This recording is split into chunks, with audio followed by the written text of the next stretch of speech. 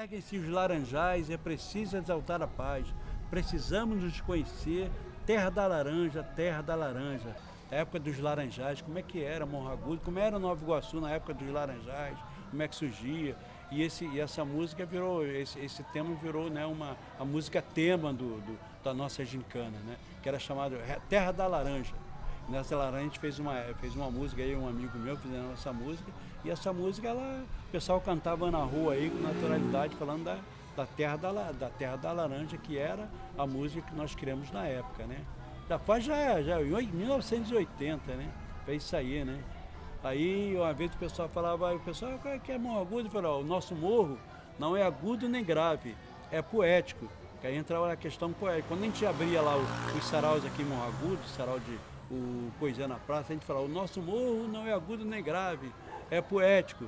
Porque a gente dava um destaque, né, por o nome ser Morro Agudo. Então a gente dava sempre esse destaque quando a gente abriu os nossos saraus aqui em Morro Agudo. Esse movimento de saraus foi um encontro de poetas e afins, ou melhor, encontro com a poesia em Nova Iguaçu, e logo depois veio o desmaio público e a coisa deslanchou mesmo, e continua até hoje cada vez mais, né? Uma profusão. Nós tivemos aqui um privilégio muito grande de ter 3 saraus aqui, né? Nós tivemos 3 saraus aqui diretamente, que foi o sarau do Poetas Compulsivos, feito pelo pessoal do Enraizados. Tivemos o Sarau do Meio-Dia, que é um sarau que eu ajudei a organizar, que era um sarau era um sarau muito mais voltado. O sarau do Poetas Compulsivos era um sarau que era muito voltado à questão da poesia, né?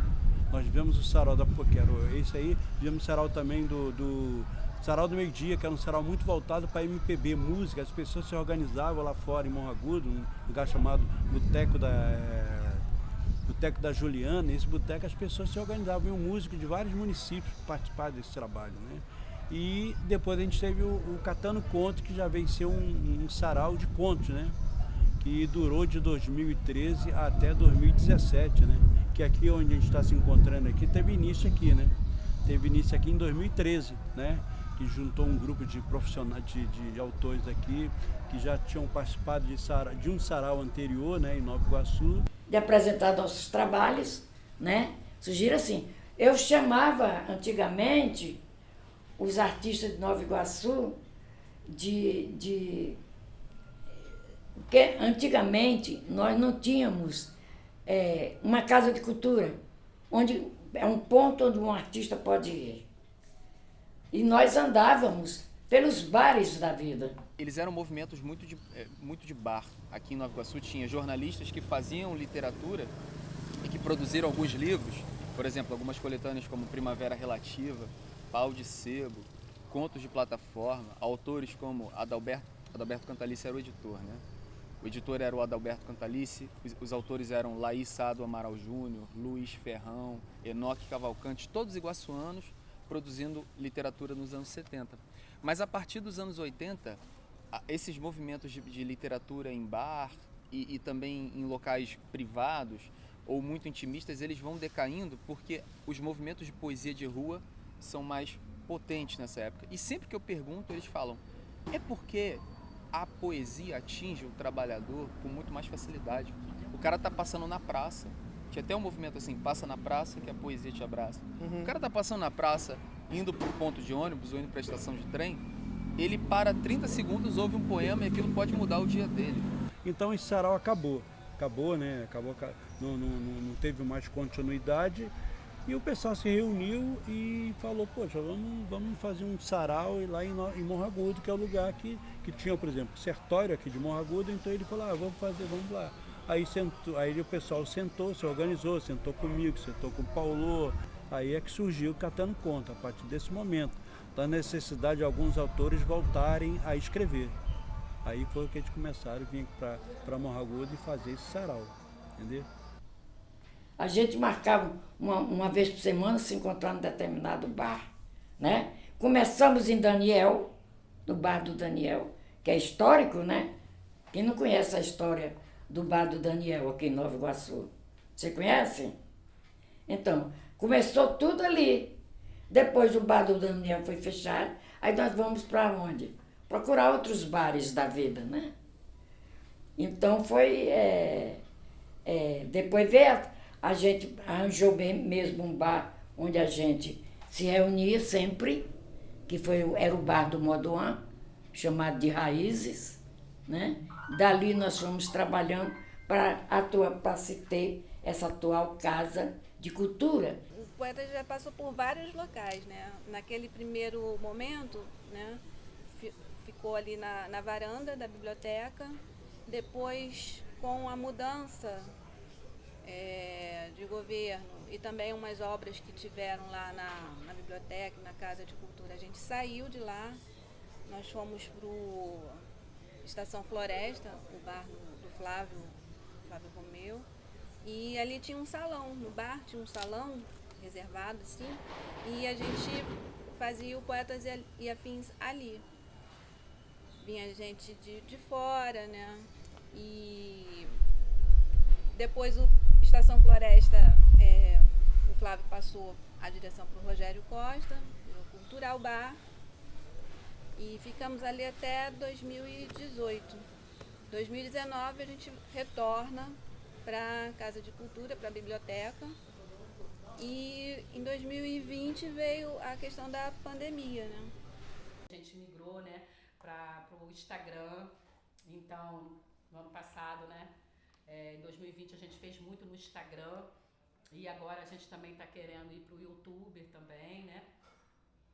E aí, 2 anos depois, com a criação que eu fiz do coletivo das Fulanas de Tal, também a gente pensava também, a gente começou no mesmo trajeto do Pod Poesia, participando, sendo convidadas para participar em outros eventos, né? E foi muito interessante, porque com esses 2 coletivos, né, o Pod Poesia, as Fulanas de Tal, a gente teve uma abertura muito grande geográfica, que eu quero dizer, um deslocamento geográfico. E aí a gente já saía da Baixada, ia para o centro, ia para a Zona Sul, para levar essa escrita nossa, a nossa forma de escrever. Então, nosso grito de guerra era quando chegava, a gente falava Baixada Fluminense, BF.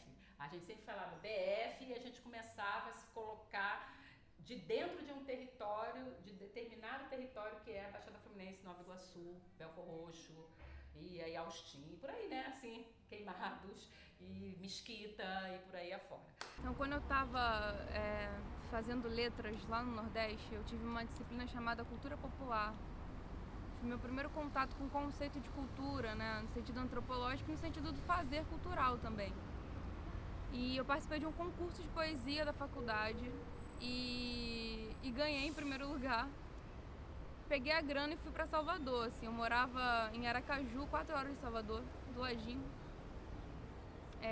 E aí fui conhecer a noite em Salvador, né, a noite cultural em Salvador, assim. Conheci o Sarau Bem Black e foi meu primeiro contato com o sarau, assim. Sarau de poesia falada, né, aquela poesia mais performática. Era um sarau que acontecia num bar lá no Pelourinho e com um recorte étnico-racial. Então, assim, foi uma explosão na minha cabeça. Nesse período, eu tinha muito contato com o Mano Teco, que é um funkeiro aqui do Rio de Janeiro. Fez muito sucesso nos anos 90. E a partir do Sarau Bem Black, ele começou o Sarau Apa Funk, no centro do Rio. Então, a minha história com a poesia na Baixada, ela começa no Nordeste e passa pelo centro do Rio de Janeiro, até chegar em Nova Iguaçu. Eu sempre comento sobre isso, né? E aí tem muito a ver com o projeto Cidade Poesia, porque projetos como esses e como tudo que vocês fazem tem essa talvez responsabilidade de a gente criar um senso de pertencimento, porque a gente sabe que um projeto só não cria um senso de pertencimento, né? É toda uma vida, você vê quantos vieram antes da gente, Ivone, Moduan, né? Enfim, todas essas pessoas que vieram antes da gente. E aí eu começo a conhecer os movimentos, o Encontro de Poetas e Afins, conheço o Ivone Landim, conheço essa galera toda e começamos o Sarau V aqui nessa praça. Que na biblioteca comunitária a gente não chama de usuário, a gente chama de leitor. Porque a gente entende que mesmo que o usuário não saiba descrever as palavras, né, decodificar as palavras, ele pode ter uma leitura de mundo, como ensinou Paulo Freire. Então isso me fez crescer muito, assim, e me fez perceber o lugar onde eu morava, que é aqui em Nova Iguaçu, né? Onde eu fui criada, sempre morei desde criança e sempre percebi muitas desigualdades, sobretudo sobre mim mesma em relação aos meus amigos de rua. Então eu falei, nossa, esse é o meu papel enquanto bibliotecária. Eu preciso fazer alguma coisa para transformar o lugar onde eu moro. E foi aí, então, que nasceu o sonho de montar uma biblioteca comunitária no bairro Kennedy, aqui em Nova Iguaçu. E a partir desse sonho eu comecei a pesquisar outras iniciativas de bibliotecas comunitárias, né? E aí eu me deparei com a Rede Baixada Literária, e aí eu já fiz o primeiro contato pelas redes sociais. Olha, eu quero participar, eu quero estar envolvida, porque, na verdade, para esse sonho acontecer, para as bibliotecas acontecerem, elas não podem ser feitas sozinhas por uma pessoa. Eu mesma, como bibliotecária, com conhecimento técnico, não consigo fazer esse trabalho sozinha.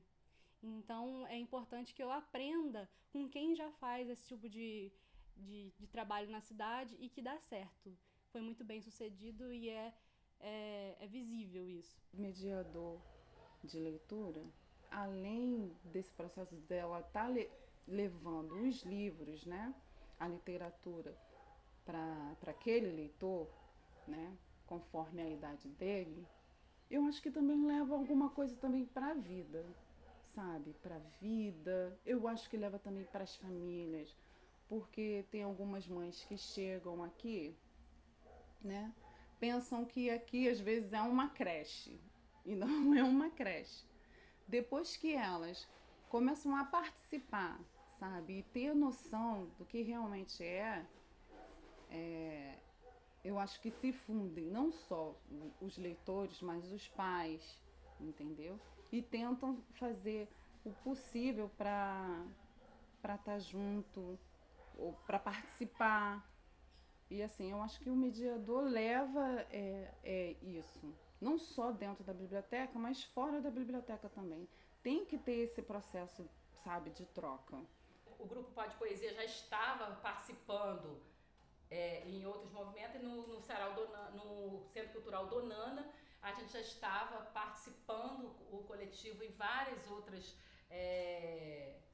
eventos que aconteciam no Centro Cultural Donana, mas aí a gente achou por bem que já estava na hora da gente criar um espaço para a literatura, onde a literatura pudesse, né, puxar toda uma prática de escrita para a juventude da comunidade da Piand, de Belfor Roxo. E aí sim, a gente passa a criar mensalmente o Sarau Donana. É um encontro, ou sarau, por assim dizendo, de contistas, de pessoal que trabalha em torno de contos, né? A ideia principal, ela partiu do Jonathan Magela, porque exatamente a ideia partiu porque estava parado também o encontro de contistas, né? O Jonathan chegou a falar comigo da possibilidade disso acontecer na biblioteca pública. Aí eu falei, claro, desde o momento que a gente marque tudo direitinho, vamos fazer sim. Na medida em que isso aconteceu, que o espaço foi cedido, as pessoas começaram a se reunir. No início, pouquíssimas pessoas, mas com o tempo, pessoas que eram oriundas também de outros encontros, de contos, passaram a frequentar. A ideia também era chamar novos escritores, né, para os contistas. Falando em termos de produção coletiva, aí falando aleatórios mesmo, nós lançamos 2 coletâneas, uma em 2019 e outra em 2020. A de 2019 se chama Aleatórios mesmo, é uma coletânea com um nome homônimo, né? É essa aqui. E essa coletânea tem 17 autores, não só iguaçuanos, de toda a Baixada Fluminense, acho que aqui não tem ninguém de fora, e que os contos perpassam a cidade.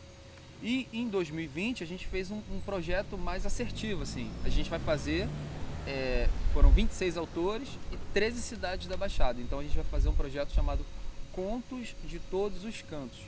Esses 26 autores escolheram cada uma cidade da Baixada Fluminense para escrever sobre ela, para escrever um conto. E aí cada um foi para um caminho, né? Teve o caminho da experimentação, o caminho da memória, o caminho do gênero, né? Policial, erótico, enfim, cada um na sua praia, mas tentando dar vazão a essa geografia. a esse território. Você vê, tem o Modoan, a Sil e o Carlos, que são do Sarau de Poetas e Afins, a Eliane, que é do Fulanas de Tal, o Totó, que vem do Catando Contos e de outros movimentos. Aí você tem o Id Marcos, que é de um grupo dos anos 70 chamado Tangerina, eu acho o nome desse grupo que ele fazia parte. A gente que era meio órfão de grupo, enfim, aí juntou aleatoriamente pessoas interessadas no conto, porque nem todos são interessados no conto, tá tudo certo, né? Mas aí juntaram-se pessoas por afinidade entre si e ao gênero, e aí deu-se aleatoriamente esse encontro.